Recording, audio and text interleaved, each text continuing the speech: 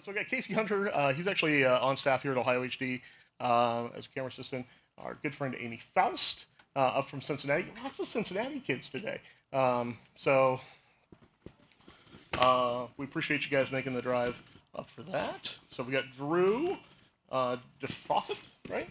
All right, pronounced it right. Fantastic. And last but not least, our good friend Michael Palaez. So appreciate you guys making the drive up here today. So let's kind of get started right from the get-go. Give us, if each of you could just give us a little bit of background, kind of on how you got in the business, kind of how you got here, and what you're up to today. Casey, you want to start? Nope. Okay, yeah. I really got in the business by accident. I kind of knew Scott, and then I delivered a pizza to him one night. And True story. yeah, and the rest is history. I just kind of fell into it. Kind of fell in love with cameras, and he brought me on. I believe I was first kind of full-time employee here at Ohio HD, and yeah, been here the last 9-10 years now. It's been a really long time. And it's been a lot longer than I think. And yeah, that's pretty much my story. I started at Wright State University in the BFA program for motion picture production there. And then started working. My first job was actually with two of my teachers there, Julia Reichert and Steve. Doing documentaries with them, and then I just kind of was off to the races from there. Started working locally, joined the union in 2014 when the tax incentive was passed and more larger productions started coming through Ohio and Cincinnati in particular, where I'm based. And then do a lot of documentary work with folks like Adam White and Kara White of Hemlock Films, but also narratives and television shows and just a little bit of everything. I went to the Zachy Gordon Film Institute, and then right out of college, I started working immediately on features as a second AC, and then I've done 14 features now in about 2 years. Moved up to first AC, and then I've been full-time first AC for about 2.5 years now. Working kind of all over, from LA to New York City and everywhere in between. I'm Michael Palaez.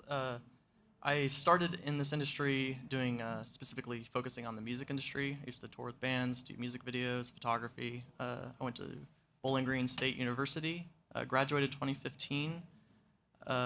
Started as a PA at Mills James in Cincinnati, and then after that, I started freelancing about 3 years ago. And specifically always focused on the camera department. That's always been where I've gravitated towards. In the last 2 years, I've done about 12, 13 features. I've been working a lot in Kentucky in the past year, specifically as a first AC. Great. Well, thanks everybody for coming out. Before we get kind of too far into this, does anybody have any questions from the get-go, or I've got a few that kind of get us started here, if that's helpful. We do know, camera assistants are a little bit of a different breed. Like you guys take all the flack if anything goes wrong. Very little of the glory if anything goes right. Kind of like a sound guy. So what drives you to want to be in that role where we really in all kinds of pressure and like you get a little slap on the back every once in a while, but for a lot of times it's just like you got to know your shit. I guess I'll answer. Yeah, go for it. My first time being an AC was for a short film in college. The class was revolved around shooting one specific film over spring break, and day one, having never pulled focus on like an actual cinema lens, for complicated shots, I got thrown right into doing a minimum focus to 25 feet, wide open, very dark, darkly lit, dark skin complexion. Didn't really have a good monitor to do it, and I was sweating profusely. It took me probably 7 or 8 takes to get something that was passable. And after that, when I got better each time and nailing the marks when pulling focus, like it was something that felt like I was accomplishing something. I was getting better. That muscle memory that you learn, is just very rewarding. And then on the other side of things, just like being very organized and technical. That's just like where my personality fits in. I'm a very organized person. I like to color code things, and I like to build things and figure out how to solve problems. So just like personality-wise, that's it. That's where you fit in as an AC. Cool. Yeah, I'd say pretty much every AC I know is pretty much OCD about everything and organized, color-coded, labeled, just kind of is a pretty universal trait amongst all the ACs, I'm willing to bet. From myself, I tend to work better under pressure, and when you're in the heat of it as an AC, it's easier to just get in the zone and stay focused on what you're doing at all times when you have that constant pressure. Basically, your job is to not mess up, so having that constantly in the back of your mind just really helps me perform, and it is kind of like a performance. You have to show up every shot, every take, make sure you're doing your job, and always looking 2 steps ahead. And that kind of keeps me going because I just like that pressure in the back of my mind. Talent can blow a take, no problem. But if talent gets it perfect and you blow it, it's a bad day for everybody, right? Well, it's kind of like a relationship between the talent and the focus puller and the operator and the dolly grip or whatever. It's to try to make it as a team effort. So I spend a lot of time trying to kind of get everybody on the same team and trying to build a relationship with talent so that if something goes wrong, there's kind of that symbiotic relationship between the two of you. So you're trying to kind of discuss what's happening or move forward in a way that's a problem solving and making sure something's happening properly. Now I'm the opposite in the sense that I try not to really pay attention too much to the pressure. I kind of just ignore it and just try to focus on doing the job properly. I started out as an actor, so when I am watching actors, I can kind of start to learn a little bit about what their tells might be for when they might move. And a lot of times actors are really good about repeating moves at the same time, right? So you don't always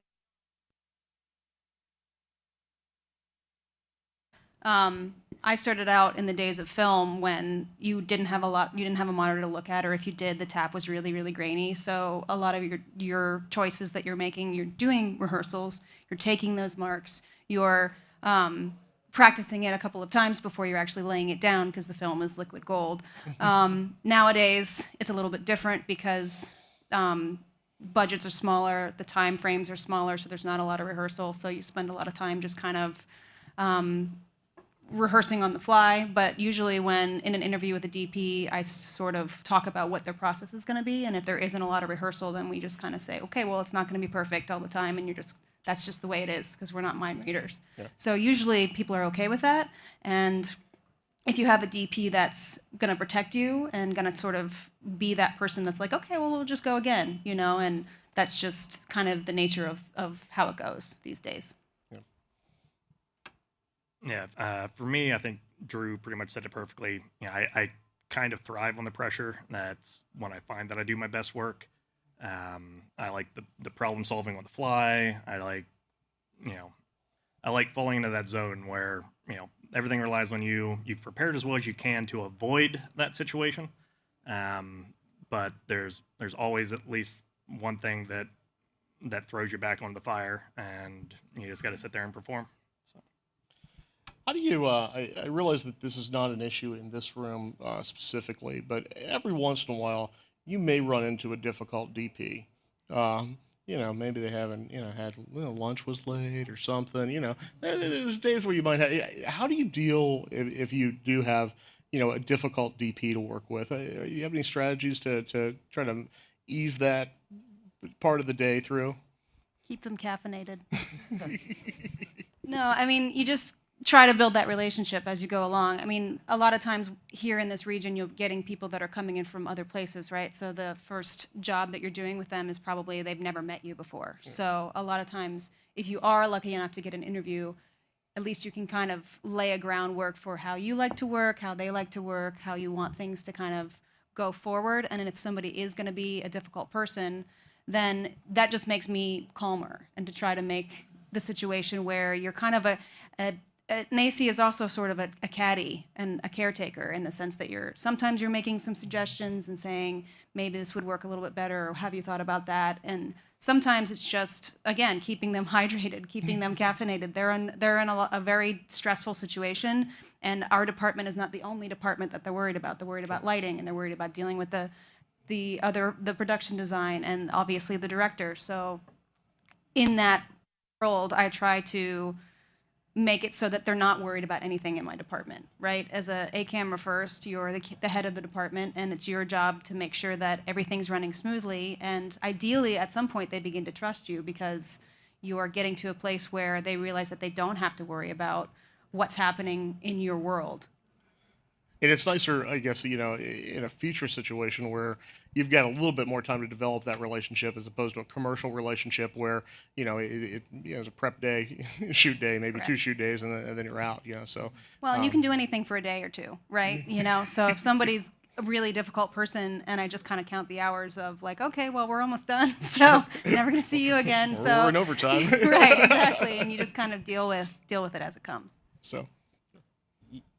Living in the Midwest, I mean, we're not Hollywood, we're not New York, we're not Atlanta. So there's some stigma, coming in from outside DPs that you kind of have to prove yourself. Like, yeah, we're, from a smaller hub, but, we know how to do the job. So we come prepared, and we're on the same team. We're here to do good work. So, you come on your A game and meet them in the middle, find out what they need to be happy, and make sure that they don't have anything to worry in the camera department, like Amy said. I think as well, you never want to burn the bridge with somebody that's difficult to work with, because I've worked with some difficult DPs before, and after the job was over, I thought for sure they're just never going to talk to me again. And then I've actually gotten recommendations from them, which I never thought would happen. But as long as you just kind of keep doing your job, make sure that you don't give them a reason to be upset at camera department, and that you just have their back, even though they might not be the greatest person to work with. But it's always just a good idea to keep performing at your best, and they might even recommend you, even though you didn't think that was going to happen. Yeah, that's a piece, I think, across the board in this industry, because the PA that you shit on yesterday is the producer that's pulling all the shots tomorrow, and so it's probably best, that you just treat everybody with a little respect and love. Absolutely. I think like the buck has to stop with you, in terms of if you're getting a lot of pressure that's coming down on you, and you're getting a lot of flack or a lot of being yelled at, or a lot of these things, I try to not pass that on to my crew, because it's not their fault that this person is a jerk, or is having a bad day, or is, for whatever reason, is processing their stress through kind of crew abuse. So the idea is sort of, you're almost a buffer between the rest of your crew and what's happening above the line. Think of things from a process standpoint. Once you've interviewed with the DP, you get that initial gear list. How do you kind of take that forward? I mean, do you make some suggestions? Do you're working with the rental? How does that process work for you guys? I'm in a bit of a weird position, since I work for the rental house. So a lot of the times, what I do is, make the initial reach out, just kind of get a feel for what the shoot's going to be. I'm generally on 1, 2, maybe 3 day, kind of shoots.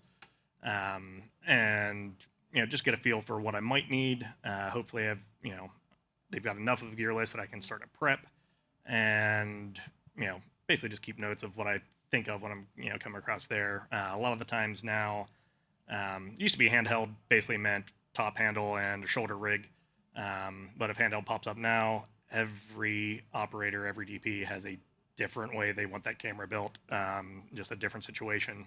So it's, just a lot of little things like that. Just, identifying problems that you're going to run into on set, and hopefully you've got a line of communication, which sometimes there's not, and you're just making it up.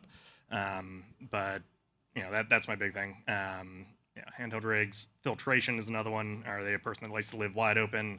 If they are using diffusion filtration, like, do they like to make that call, or am I supposed to stay on top of it? When we go to the longer lens, do I need to throw on the the different filter?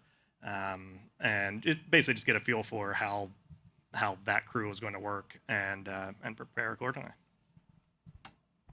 Yeah, I think that, I mean, basically everything that you said in terms of, it can kind of almost be a little bit of an undercover test where somebody pulls out a gear list and sometimes it's full of a lot of holes. Like, I want this camera and then all the stuff that comes with that. And you just kind of have to guess. And so a lot of times you'll just kind of go, okay, well, would you like this follow focus system? Do you want to be wireless? Do you want to, and a lot of times when you're just asking those right questions, that kind of starts to build the trust a little bit. Again, with handheld, for example, like you ask, do you like the easy rig or do you want spider grips, or how do you like to handle that situation? And then again, like I said, it's sort of like a caddy in golf where you kind of suggest certain things, like, I think this might work better with this particular camera because it's tiny, so we want something that's maybe smaller or lighter weight in terms of your wireless or whatever you happen to be using. And then sometimes the DP will not want, or the camera operator will want something built exactly the way that they want to, and they don't really want a lot of input. So especially if it's somebody that's remote and you're prepping when they're not there, I tend to take a lot of pictures of the build and say, is this what you like? And half the time, it gets ripped apart on day one anyway, just because the operator for a lot of the times doesn't have the benefit of having a prep. So you just have to kind of be okay with that as well, that like, I make something look really pretty, and then the next day you're like, cables are everywhere, and just kind of, it's just kind of part of it. That's where the OCD kicks in. Kind of ever-evolving process. If it's a DP I work with a lot, really all the info I need from them is kind of the format they're shooting in and main camera, what does he want, lenses and things. And I can handle it from there where they don't have to worry about anything else because I know how they want the handheld setup. I know the process of how he likes his camera, how he wants it balanced, things like that. If it's a new person that I'm working with, it's usually I like to, at least if they're not going to be at prep, have a pretty long phone call conversation on just expectations or things that I can do that would help, on day one, which usually the camera gets taken apart and put how they actually want it, or even sometimes halfway through a feature, they'll notice, and you should also keep track of things too, but they'll notice things that need to change, and maybe we'll call the rental house and swap out parts or things like that just to keep it going and efficient. Yeah, I think everything's been said for the most part here. Especially with out-of-town DPs when you're doing prep alone or without them present, finding out what hotkeys they like. Anything, yeah. I mean, just finding out like the little preferences that they have at home and then executing them ahead of time for them. Showing up with a build that they can just pick up and if they're right at home, they don't have to do any alterations. Goes a long way. Asking the right questions, as Amy said, shows that you know what you're talking about. Finding out if there's any complicated things like, follow vehicles or any shots that will call for something specific for one day, and scheduling to get that piece of equipment for that one day or however long that may be. Yeah. How do you approach like a prep day? How much time do you like to have on your prep day? I mean, obviously, it probably depends a little bit on the complexity of the package and kind of how that goes. But how do you approach a prep day? Well, again, it depends on the length of the project. So if it's a one-day, couple-day commercial, then it's usually one day. If it's a feature, ideally you like to have a couple of days because you're building the cameras and doing everything that you need, labeling everything properly and then loading out. But I usually just bring all of my gear and all of my kit with me. Even if I don't use everything, at least I have everything with me so that I know that I'm able to kind of combat anything that might come up. And then there is a lot of communication between myself and, ideally, sometimes you have a second, sometimes you don't. If you don't, then you're doing kind of everything at once, trying to label everything and kind of check the lenses to make sure that the back focus is okay and the lenses are measuring properly and labeling everything properly and plugging them into your follow focus, and then going through and making sure that everything's working properly. That's kind of number one, is just making sure the head is moving properly, especially if it's a gear head or something like that. And a lot trying to have as much communication with possible with the DP or the operators to make sure that they've got everything that they need, and just going through the list with a fine-tooth comb to make sure that everything that's on the list is actually there. Because if you have multiple camera packages, for example, sometimes not all the filtration is there for every single camera. And then, if they haven't written multiple lists of filtration, for example, then you say, okay, well, is this something where only one camera is going to be wearing this at a time, or what's your thought process behind that? Because sometimes they just overlook things. There's been times where I've had, a second camera package come in and I'm looking at the list and I'm like, well, you have a head on the list, but you don't have any legs. So is that because the camera's going to live on the dolly, or did you just forget that, And people are usually pretty grateful for that kind of, because again, they've got so much in their head that that's your job to kind of keep track of. Yeah, as the rental house, we try to do the same thing. We try to look for the holes in it, and then a lot of times we'll get, a lot of DPs just have a standard list that they send out that's not job specific, and it's like, which items are really on this job, and which is this these cover your ass items that those they're on every job I have, but I have no idea really why want it's the there. icon, or is this just on the list because it's been there since 1974? Yeah, exactly. So, how has we talked a little bit about it earlier, but how is digital versus kind of the film? You still see film every once in a while. When's the last time? I guess that's interesting. When's the last time you were on a film job? Last year, actually. They still do for specific projects. A lot of times it's like they want the look of film, right? So Old Man and the Gun, for example, was a super 16 mil film. So a lot of times it's just an aesthetic choice. Yeah. So. And so, obviously, the process, in handling it, what's your process, I guess, most larger projects here, you have is DIT on site, so do you just let him pull the data from the camera, hands off on that, or do you hand it to him? How is there a process? It probably depends on the DIT and kind of what their process is. Yeah. Just usually develop a really good relationship with the DIT, because I've worked with several that just have different workflows on how they want to run things. So it's kind of just a communication between the first for A and the DIT on how do you want to handle the data, who do you want running it back and forth. Am I formatting cards? Are you formatting cards? Because that's just a really big step. It's an easy one to mess up if you're not.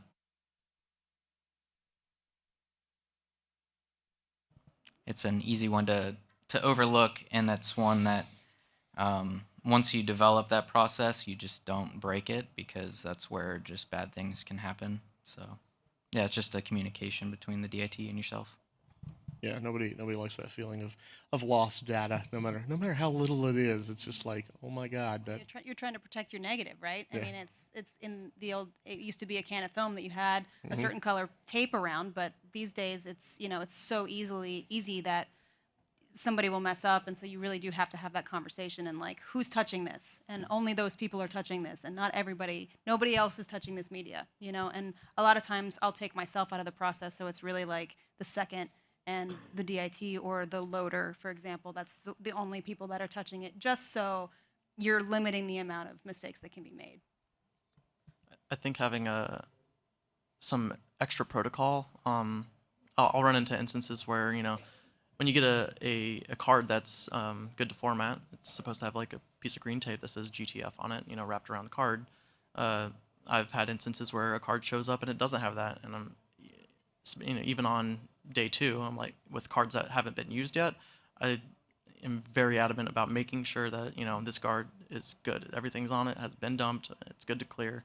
I'm finding more often than not, DITs are giving me cards that I format instead of them formatting it ahead of time. That's not really my preference, but that's what I'm running into more often.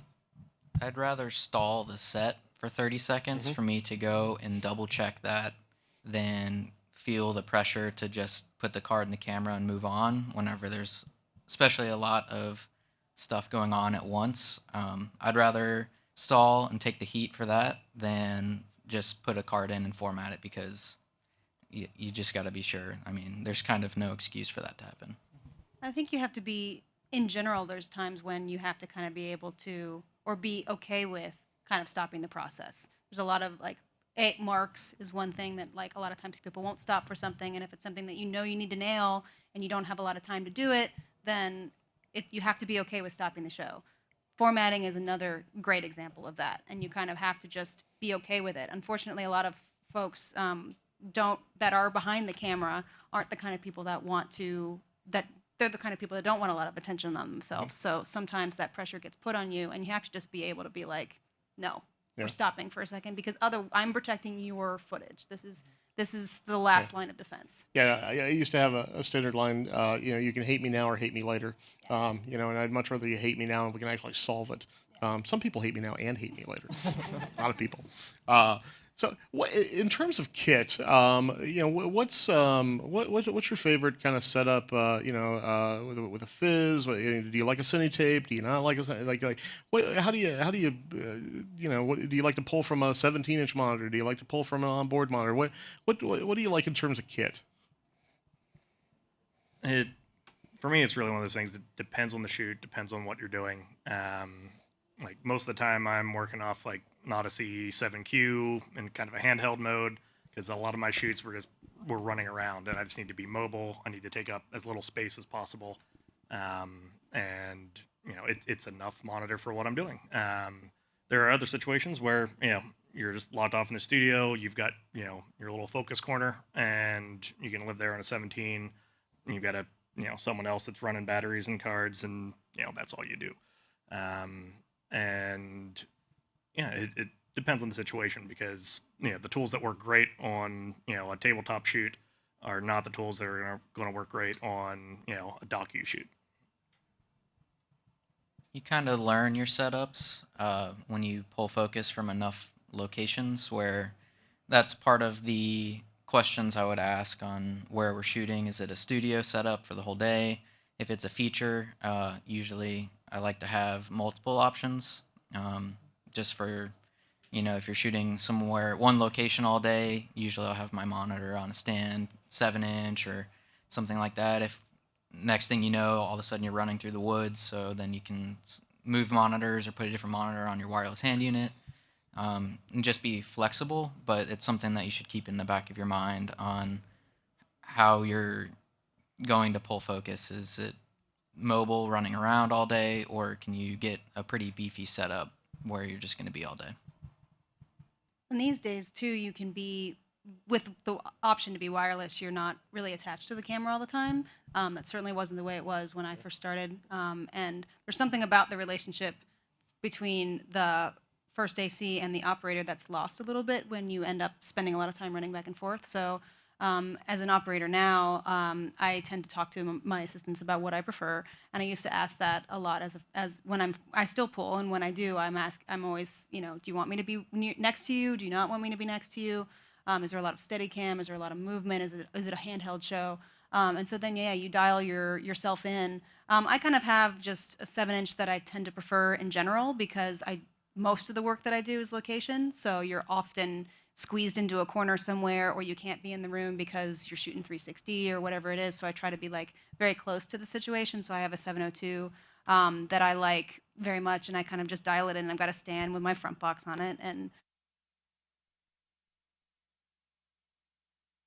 can be mobile or something that can be stationary. Usually I'm on a rolling stand so that I can kind of wheel things around, and I have my little monitor set up. But sometimes you have to be able to like just pull it off and run with the camera, because when we shot The Public, for example, the Emilio Estevez film that's about to come out, there was shots that we did that was sort of like pre the main shoot that we were shooting, where all of a sudden the operator like took the camera and then went into an elevator and then down 3 flights of three flights, and then you're just kind of like, oh, there they are, So then you have to be able to kind of adapt. So I like to have something smaller because that kind of thing happens all the time, where just something is unexpected and somebody gets a wild hair and decides to do something different. Then it's more easy to adapt with a 7-inch. Not to say if somebody wants to hand me a 17-inch monitor that I'm not going to use it, but I tend to just use the 7-inch because it's more flexible.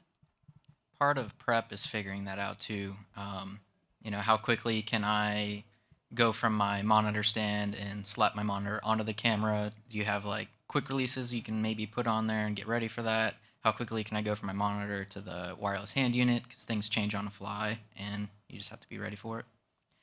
They don't really want to hear that you need 5 minutes to move your monitor over, because then they'll just start shooting anyways. Yeah, that happens a lot. They don't like to wait. So I always ideally like to be in the room because then I still work, visual distances because that's kind of how I was brought up. So I like to be able to see where the camera physically is between the actor and, the camera and the actor and myself. I kind of triangulate myself when I can. It doesn't always work that way. For like the movie Goat, for example, was a 360 movie the whole time. So I was barely in the room. But that, again, it was kind of lent itself to the style. It was a cinema verite style, so it wasn't something that they wanted it to be sharp all the time. In fact, there was times they were like, "Can you be worse?" And I was like, "Oh yeah, I can be way worse." So you just kind of deal with the situation in prep, but then a lot of times things will kind of evolve as the project goes along.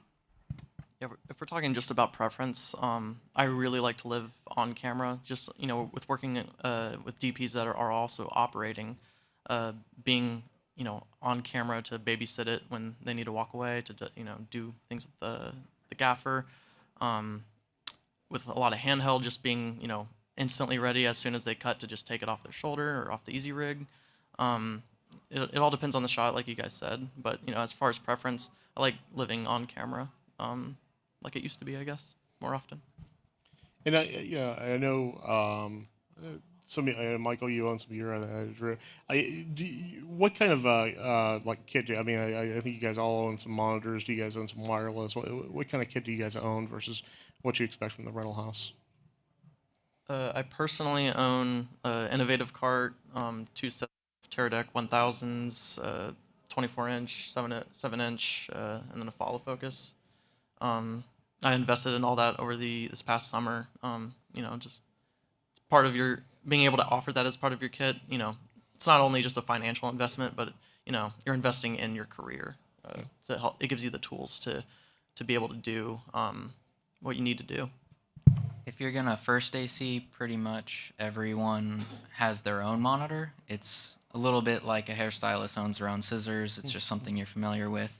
The quirks of it, the looks. You just kind of develop just a habit of where your buttons are, things like that. If you're constantly switching monitors, it's not that big of a deal, but if you have one of your own that you're familiar with, it just allows you to do your job that much better. Personally, I have a 703 and a 502 monitor from Small HD. I've got a senior magliner, Teradek wireless feed, kind of the whole setup, which I think is becoming a more popular thing for ACs now because things are getting more affordable, but kind of a new expectation, especially on smaller shoots or commercials, is that you show up with the gear ready. Not always, but just depends on the project. I'd rather have it available than start telling people that I have nothing. And are you finding you're able to fold rates into that gear, or are they expecting you to show up and provide some of that gear as a part of your rate, or how is that working for you? It depends. It probably depends, yeah. Usually, in the perfect world, they would give you rental for all the items like it used to, but because they're free, right? When you get them, yeah. Abel Yeah. Cindy's over here. I know Carrie gives me all kinds of free gear. It is so cool. yeah, it's just a preference thing, but also, probably shouldn't say it, but you can beat out the rental houses, and that's another way to just give them a good deal and give yourself a little extra bonus. Well, that way you're working with something that you're familiar with, right? That you're not just being handed something that you're not necessarily used to working with or is your preference. I have two, like I said, I have two smaller monitors. I have a 702 and I have a DP6, which is an older monitor, but I use it a lot for older cameras and things like that, and a TV Logic for working with film cameras because only certain monitors will work with the video tap. I have a junior cart, and that's mostly because, again, location work. There's a lot of times when I have like a regular second that I use, and he's got a much larger cart, so I usually use that as an A cart, and then mine will be like a lens cart or something. Or if I'm by myself, a lot of times if you're in a location, like a senior just isn't going to fit in the. So I don't have Pterodex because I moved up into operating, so I just decided to not buy that gear because usually it just comes with, it's the rental. When we usually are using, in Cincinnati at least, the camera department, so I know that they've got good gear, Yeah. or the gear's coming from Panavision or somewhere that you trust, usually. I own a lot less because I make Scott buy all my stuff. Yeah, I just give him a list every couple weeks and say, this is what I need. But I do own my own cart. I own all my own tools. Like the stuff that goes from job to job to job, I need to know inside and out. And then even things like monitors, wireless, and everything like that, that's all part of the stable of gear here. So that's all the stuff that I'm accustomed to, and I can just tailor it to what is needed, depending on the job. Carts are kind of there's a standard cart you can get, but there's no one right way to build it. It's like Legos, so it's why a lot of people have their own carts, because there's just a million different ways you can build it out, and it's just a preference thing. Yeah, it's a very personal thing, the cart. It is. Some people like a lot more stuff on it, and some people don't. I'm the kind of AC that I don't like to see a lot of like extra stuff hanging out everywhere on the cart. But not everybody works that way. There's another second that I work with that has like an innovative with every single trick that's in the book, and that works really well for him and works really well for how things work out. It's just like, again, visually, if you're of a certain OCD level, then you just have a preference of what you like and what you don't. Yeah, my favorite thing about the AC cart generally is if I've got an open beverage, it's just a great place to put it down, and that's generally something that the AC's just door. My favorite thing in the world. I highly recommend that everyone buys a Robo Cup and attaches it to a stand or a lower leg of a cart, and encourage people to put their drinks there. So, I give the opportunity to open it up one more time. Is there anybody that has a question that they'd like to have these guys address? Or anything specific? Mr. Graff, yes. What do you have?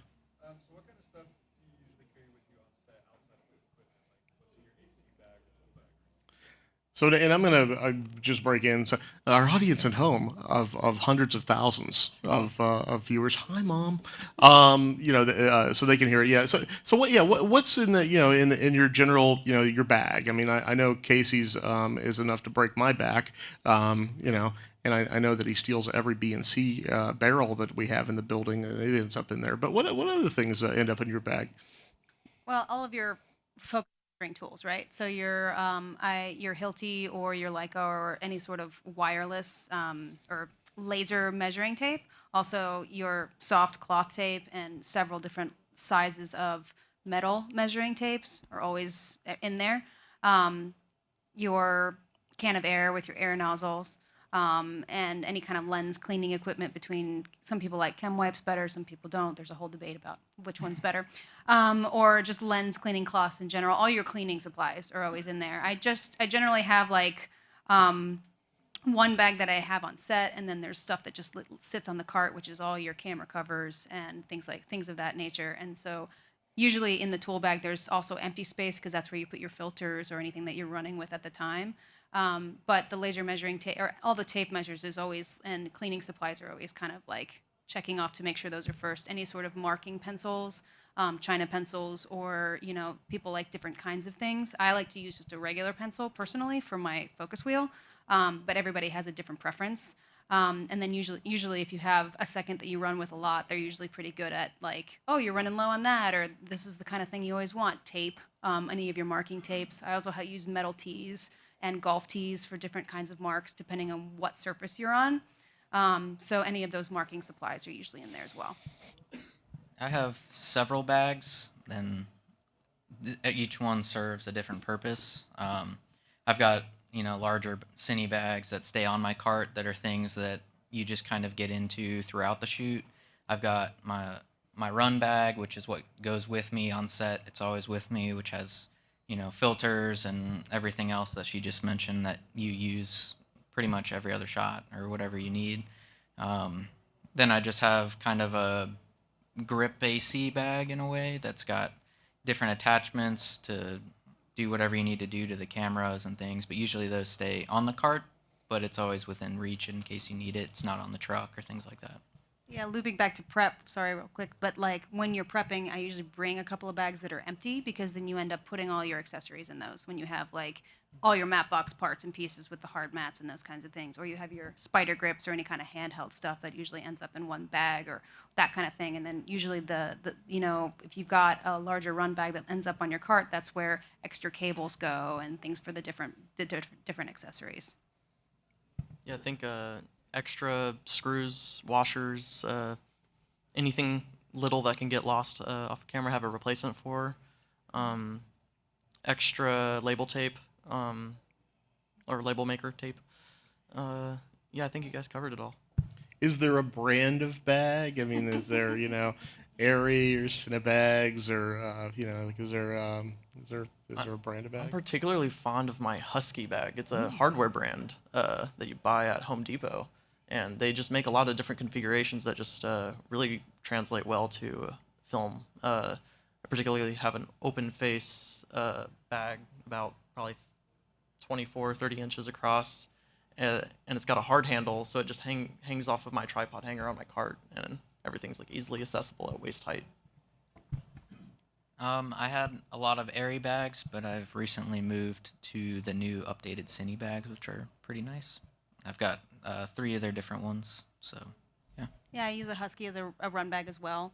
But then, like, for some of the canvas bags, it's kind of just random. Like, whatever, I happen to get a good one that I like the weight of it or whatever. And then, yeah, it's usually either an Airy bag or a Cinebag. I think everybody kind of has a preference that they like. But those are the 2 that you see the most often. So in terms of, like, a starter kit, one of the 2 of those is a great investment.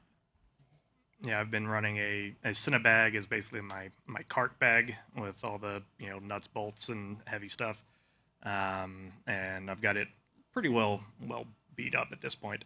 But my favorite bag is my run bag, and it's a canvas bag, open top. They call them rigger bags, and surprisingly, like gardening shops and stuff like that tend to have them. And yeah, it's just a heavy duty canvas. A lot of pockets on the outside for, pens and tools and everything like that. So, while it does just become throw space to, okay, I pulled off this follow focus, I'm going to toss it in here and keep it with me, there's still enough organization around the outside that you can, when you need to reach for that one thing that you need, you know where it's at.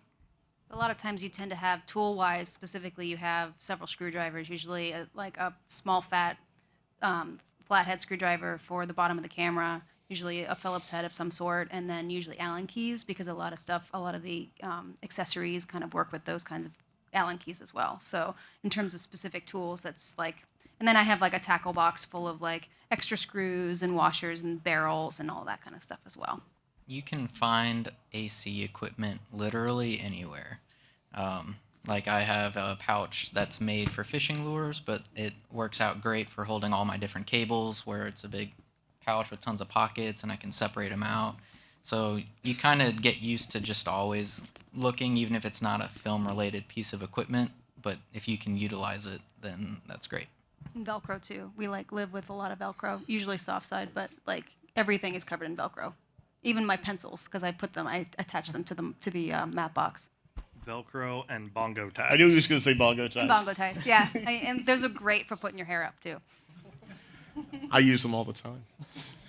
Any other questions from the audience? We're kind of getting towards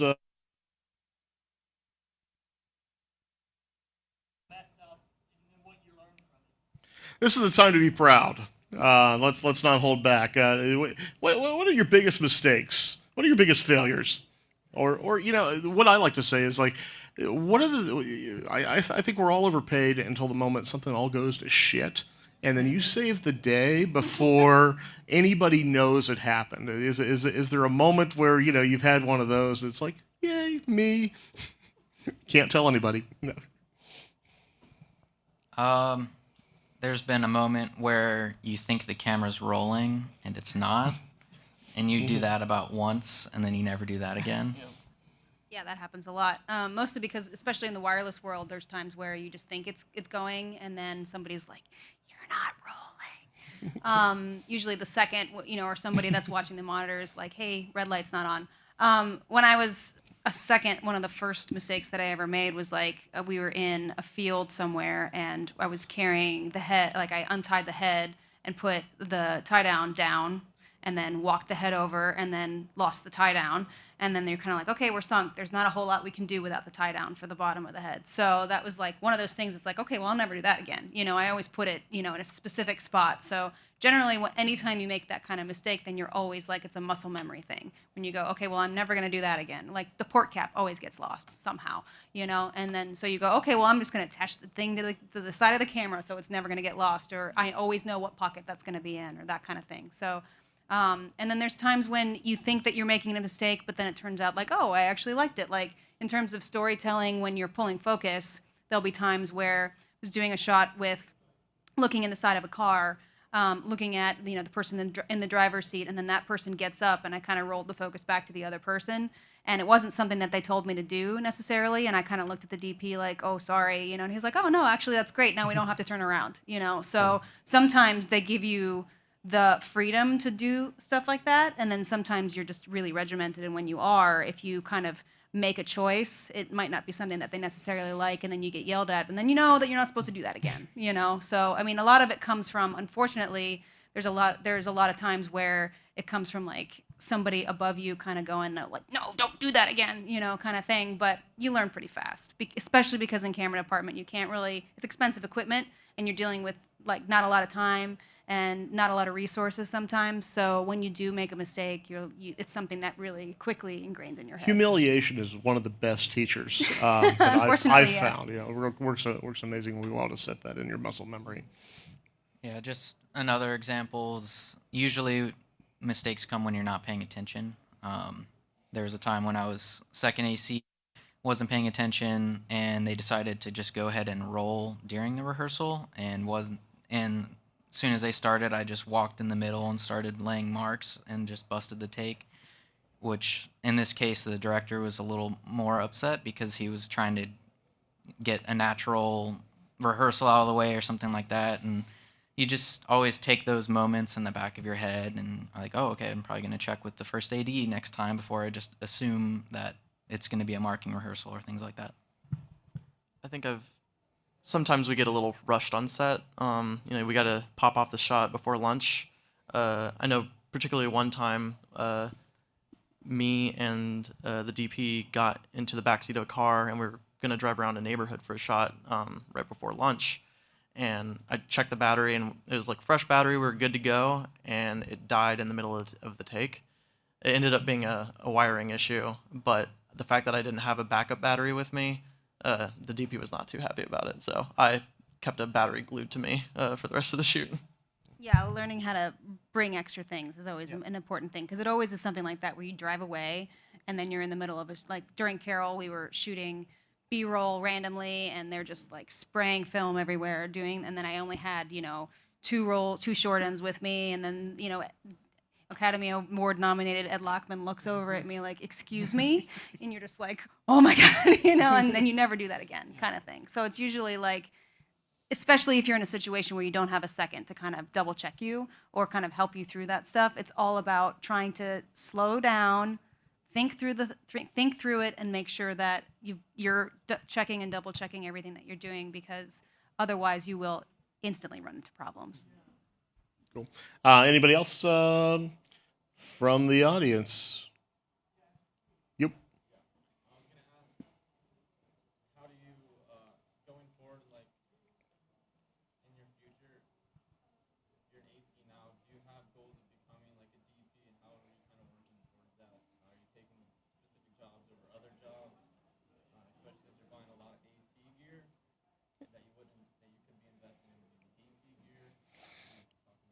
Yeah. Career, kind of progression. Are you a career AC? Is that where your passion is? Are you trying to find yourself into another position? What's your thoughts there? Well, in the Midwest, you have to be pretty flexible, right? Because I'm an operator now. I was a first solely for many years, in the union specifically, you have to classify. So I moved up because I wanted to be able to have the opportunity to have those jobs, and I had a specific job that I was offered that I couldn't really turn down. So I like operating. Operator in the union. I'll be working on a union show, and then 2 days later, I'll be on a commercial as a first. So you do have to be kind of varied in your path. I was a second for about 2 minutes and realized that I didn't have the head for that as much. So I think you kind of, when you start to get into it, you kind of realize like where your priorities are, and then trying to make the decision to move to another position can be really strategic, especially in a market like this. I waited for a long time to move forward because I just was waiting for the right opportunity. And that's kind of the same way I was with joining the union in general. I was like, well, I worked for 10 years without being in the union, and I kind of waited until they called me. It was like a show called me and said, we want you to be on the show, and then I joined. So I think when you make career path choices like this, especially in a market like this, it has to be kind of really well thought out. But ultimately, I think a lot of us love shooting. But there's something about pulling that's kind of its own world, and something that I'll always love, and something that is a very unique experience in and of itself. So I don't know that I would necessarily choose one over the other and only do that. I like to be able to kind of be varied and shoot some things, DP some things, pull some, be a first on some things. And it depends on the person too. A lot of times, like, I'll have, a DP that's a great friend of mine that'll be like, do you mind if, can you come, and I just need somebody that I really trust. Do you mind coming and seconding for me? I'm like, it's not my favorite thing, but sure, I'll do whatever, to make, just to make the project work. I see a lot of, I am in some of the forums for Ohio, and I see a lot of people do something I like to call the shotgun effect, where they go and kind of introducing themselves to the forum, and they're a director, producer, DP, sound guy, sometimes on the side actor, this and that, and it's like 20 items.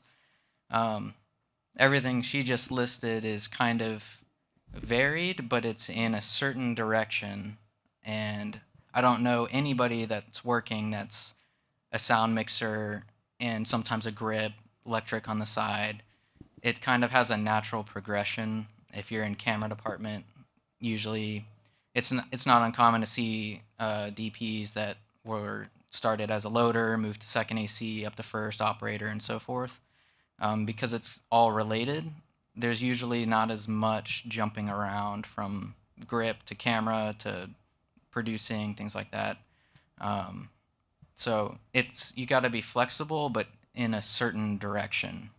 So I would say that the AC position is a great place to learn other positions.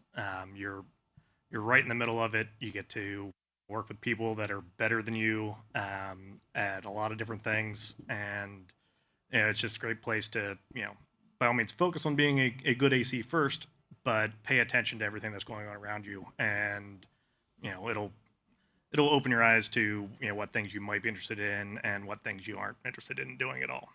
Yeah, generally, people get a little bit confused when they say you're like, oh, I like lighting and I like this and I like that. So generally, if you do want to work in the camera department, try to be in the camera department. Don't be a grip, or it might be a good way to kind of enter yourself in. But when I first started as a PA, I was always like, I want to be in the camera department. That's just the direction that I want to be in. So everybody kind of knew going in, this is who this person is. And eventually somebody was like, kind of kicked me over into the camera department, and hey, now you're a camera PA, and then you kind of start from there. But in terms of like personal goals, I think if you do want to work as a DP, I think starting out as a camera PA or as a second is a great place to be, because you understand the challenges of that position and you understand what everyone underneath you is going through. So I think it makes me a better operator that I've been a first for so long, because I understand the challenges that they're going through and I'm able to kind of work through those things with them.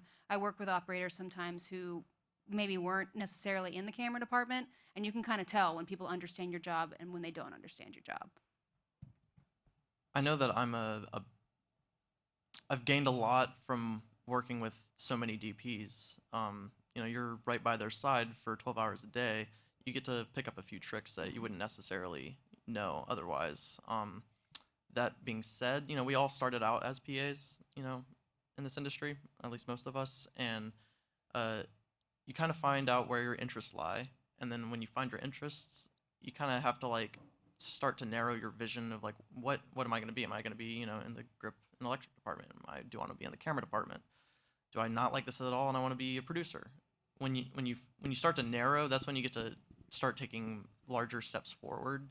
I think it's important to eventually start saying no to offers for things that won't propel you forward in the focus that you want to be. Like, I'm not gonna accept a job as a grip or a PA these days because that's not gonna help me be a better PA, be a better AC. It might be a beneficial networking thing, but as far as developing skill set as an AC in the camera department, I think it's important to like focus just on that.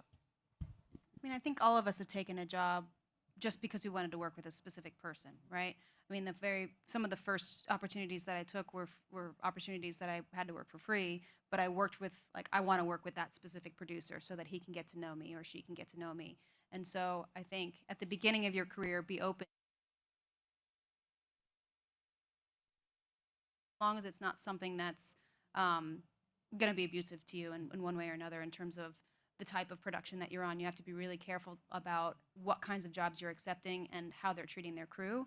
But in the beginning, I think it's great to be open. And I think as you grow as well, because I did spend a lot of time going, okay, I'm going to wait for the right opportunity to accept the certain position. And what does that mean to me? What does the right opportunity mean? And kind of understanding where your parameters are with that and what that means for you will kind of help you guide yourself forward. So at some point, yeah, you do stuff like I'm not going to work for free for this person, or I'm not going to do this particular kind of job, but I do favors for certain people that have done a lot for me, that have gotten me my start, or somebody that I like to work with, then I'll help them.